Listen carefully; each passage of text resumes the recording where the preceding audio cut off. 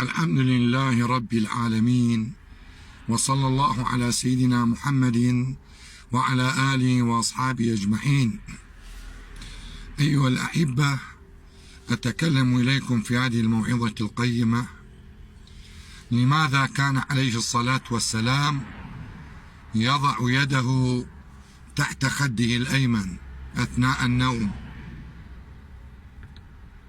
كان عليه الصلاة والسلام عندما ينام يضع يده اليمنى تحت خده الأيمن، والرسول عليه الصلاة والسلام عندما كان يقوم بأي عمل هذا العمل فيه فائدة لأمته.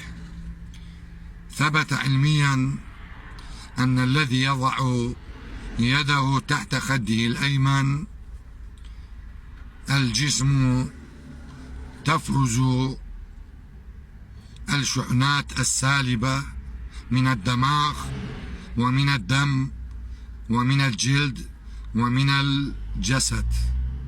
هذه الشحنات السالبة تطرح خارج الجسد عندما يضع الإنسان أثناء النوم يده اليمنى تحت خده الأيمن.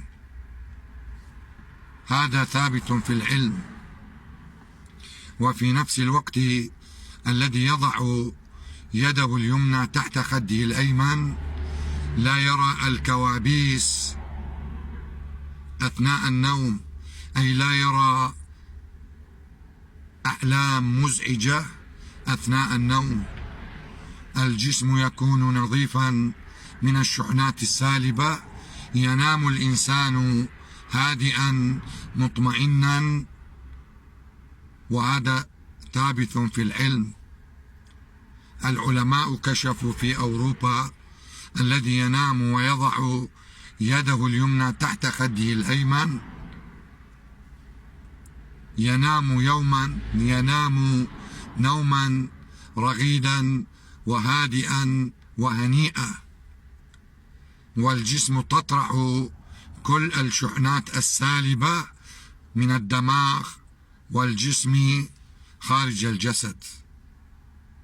الصلاة والسلام على أستاذ البشرية محمد صلى الله عليه وسلم علمنا على هذا العلم النافع.